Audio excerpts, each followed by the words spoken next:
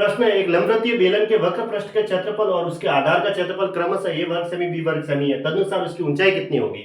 अब लंबवृत्तीय बेलन के पहले वक्र पृष्ठ का क्षेत्रफल है और उसके बाद आधार का क्षेत्रफल है। क्रमशः कहा है तो पहले वक्र पृष्ठ का क्षेत्रफल क्या होता है, 2 पाई आर एच, ये होता है जो कि ए के बराबर है। और आधार का क्षेत्रफल क्या होता है, अगर ऐसे ये बेलन होता है तो नीचे क्या होता है, ये आधार होता है, ऐसे हम बनाते हैं तो ये नीचे वाला जो आधार होता है वो सर्किल के रूप में होता है, तो उसका क्षेत्र कितना,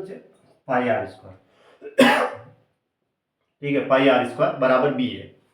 यूं तो नीचे वाला यूं बेलन में ये सर्किल के रूप में होता है, तो आधार का क्षेत्रफल हो गया पाई आर स्क्वायर, वो है वो दे रखा है बी है। अब इसकी ऊंचाई निकालनी है, तो यहां से ऊंचाई निकालनी है, बाकी सबका विलोपन ए और पाई बी में आंसर चाहिए है ना, तो आर को तो हटाना, इसमें आर ऑप्शन में नहीं चाहिए, तो यहां से कोई वैल्यू इसमें पुट कर दो और है ना, तो देखते हैं आर की वैल्यू मैं यहां से निकाल के इसमें पुट कर देता हूं। आर स्क्वायर बराबर क्या हुआ, बी बटा पाई, ये हुआ। अब आर की वैल्यू मैं वहां रखूंगा, आर बराबर क्या हुआ, अंडर रूट बी बटा पाई, ये आर स्क्वायर यानी कि पाई नीचे आ गया, आर की वैल्यू क्या हो गई, इसके ऊपर अंडर रूट लग गया। अब ये वैल्यू क्या करेंगे, हम यहाँ पुट कर देते हैं, क्या दे रखा था, 2 पाई, आर की जगह हम रखेंगे अंडर रूट में बी बटा पाई और एच ऐसा कैसा बराबर में ए, ये रखा हमने, ठीक है। अब हमें क्या निकालना है, इसमें से h निकालना है, बाकी सबको नीचे उधर भेज दो, h बराबर a बटा, देखो ये 2 पाई और अंडरूट बी, 2 पाई और अंडरूट बी तो है नीचे, क्योंकि जो ऊपर वाला है वो तो नीचे आएगा और जो नीचे है वो ऊपर जाएगा, वो गया ऊपर अंडर रूट पाई, यहां तक पहुंच गए। अब हम जैसे अंडरूट 2 गुणा अंडरूट 2 2 होता है, उसी तरह पाई को हम अंडरूट पाई गुणा अंडरूट पाई लिख सकते हैं। h बराबर क्या होगा, ए अंडर रूट पाई बटा पाई को मैं अंडर रूट पाई गुणा अंडर रूट पाई लिख सकता हूं और अंडर रूट बी ऐसा कैसा, ठीक है। अब ये अंडर रूट पाई से अंडर रूट पाई कट गया, तो हमें क्या मिला, h बराबर a बटा 2, ये दोनों अंडर रूट के अंदर ही है, गुणा में है, तो दोनों को एक साथ लिख दो अंडर रूट पाई, ये h की वैल्यू आ गई, तो ये सेंटीमीटर में आंसर है इसका, तो ऑप्शन सी राइट है इसका, ठीक है, a बटा 2 अंडर रूट पाई भी ऐसे निकाल सकते हैं। 20 मीटर व्यास वाला एक कुआं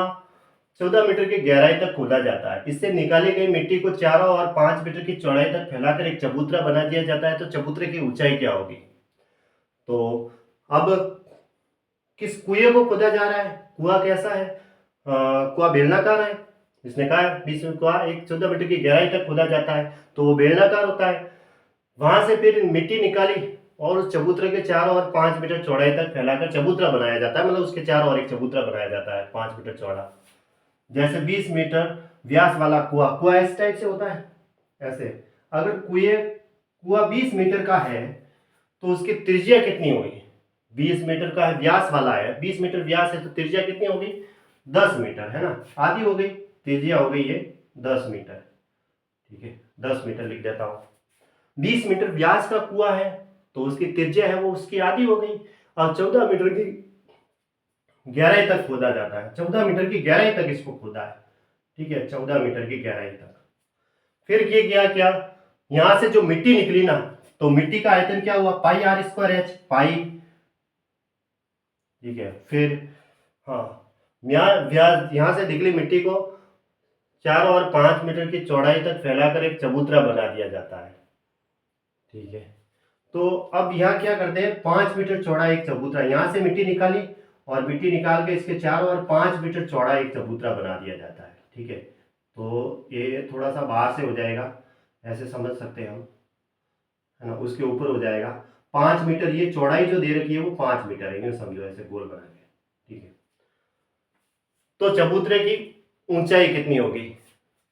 तो पाई, बाहर की त्रिज्या फिर कितनी हो गई,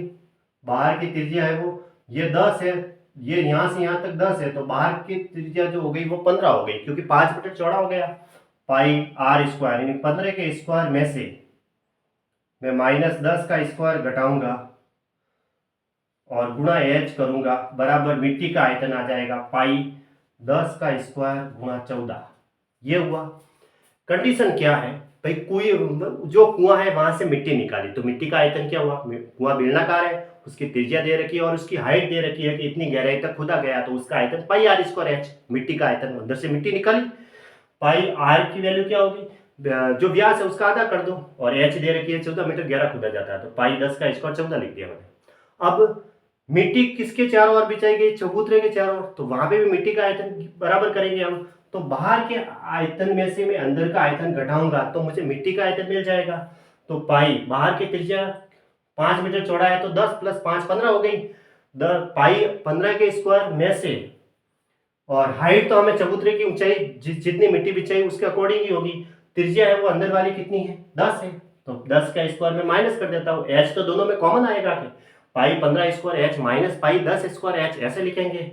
अब एच दोनों में कॉमन आ जाएगा जो कि चबूतरे की ऊंचाई आ जाएगी, ऐसे सॉल्व कर देंगे। पाई से ये पाई तो कट जाएगा। अब 15 प्लस 10 डायरेक्ट कर दो और 15 माइनस 10 कर दो, तो 15 प्लस 10 कितना हुआ 25, और 15 माइनस 10 कितना हुआ 5, ए स्क्वायर माइनस बी स्क्वायर का फॉर्मूला,